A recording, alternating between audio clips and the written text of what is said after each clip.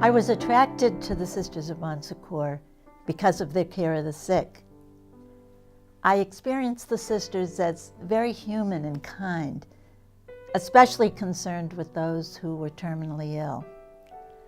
I was a physical therapist when I entered the congregation and later participated in ministries in formation, spiritual direction, and as a mission leader in our hospitals.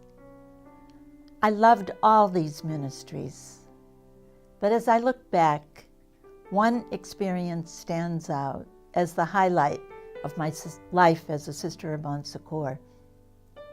It was in 1999, and I was living in Richmond, Virginia, serving as mission director at Bon Secours Richmond Community Hospital.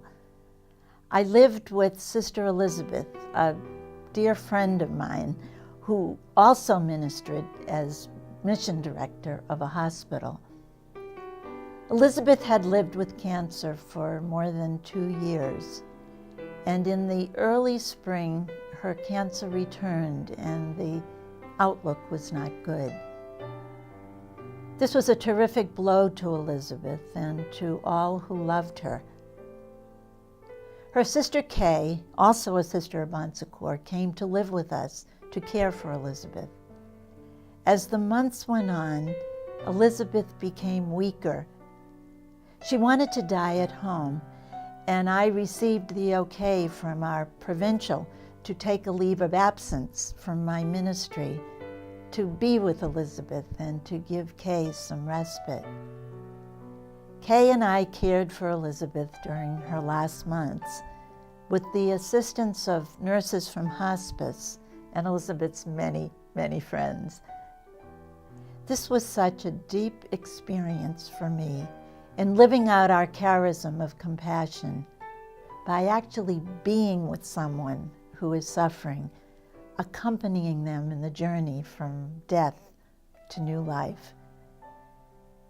The day of Elizabeth's death, she was surrounded by those who loved her, and I have no doubt she was received in heaven by our loving God, again surrounded by those who loved her. This is a memory that I carry very close to my heart. It was a sacred time that I will never forget. And as I meditate on this experience, I'm filled with gratitude. Gratitude to the community for allowing me to take the time to care for Elizabeth. Gratitude that Elizabeth died at home with her loved ones surrounding her.